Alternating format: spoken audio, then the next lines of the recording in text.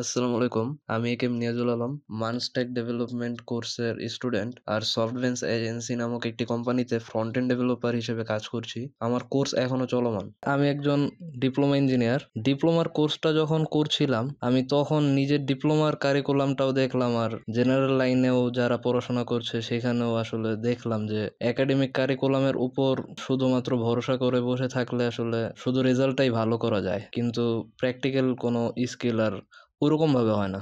আমারও diploma course চলাকালীন সময়ে রেজাল্ট অনেক ভালো হতো, কিন্তু আমার কোনো প্র্যাকটিক্যাল স্কিলই ছিল না। যখন ৪ বছরের এই কোর্সটা প্রায় শেষ হওয়ার দিকে, তখন আমার মনে হলো আমার রেজাল্ট তো এখানে ভালো হচ্ছে, কিন্তু এই ভালো রেজাল্ট দিয়ে কি কোথাও আমি জব পাবো যদি আমার কোনো প্র্যাকটিক্যাল স্কিলই না থাকে। তখন আমি যারা আমার চেনা পরিচিত লোকজন ছিল তাদের কাছে জিজ্ঞাসা করলাম যে আসলে কোথা থেকে আমি শিখলে ভালো হবে।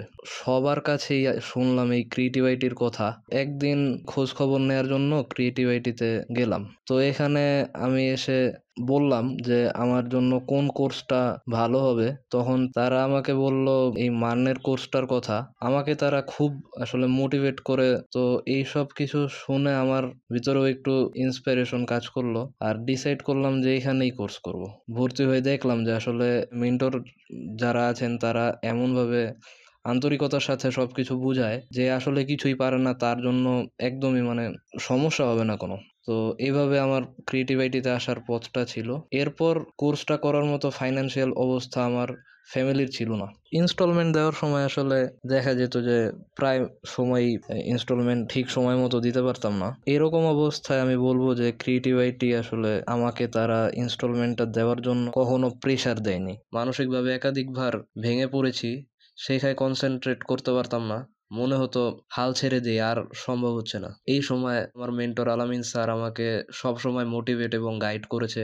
যতবার ভেঙেছি ততবারই স্যারকে আমার পাশে পেয়েছি। ক্রিয়েটিভিটির একাধিক সাপোর্ট সিস্টেম আমার শেখার যাত্রাটাকে আসলেই অনেক সহজ করে দিয়েছে। কোর্স অর্ধেক যাওয়ার পরে আমি বিভিন্ন জায়গায় জবের জন্য এপ্লাই শুরু করি। এর মধ্যে একটা জায়গায় ইন্টারভিউ এর কল পেলাম।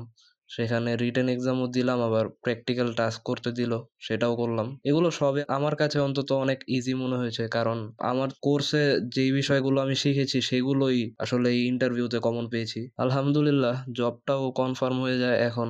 জব করছি, পাশাপাশি এই কোর্সটাও কন্টিনিউ করছি। ক্রিয়েটিভ আইটির সঠিক গাইডলাইন আর সহায়তা না পেলে আসলে আমি হয়তো এত দূর আসতে পারতাম না। আমার মনে হয় সঠিক প্রতিষ্ঠান, সঠিক গাইডলাইন আর সঠিক স্কিল থাকলে যে কেউ নিজের জীবন বদলে দিতে পারে।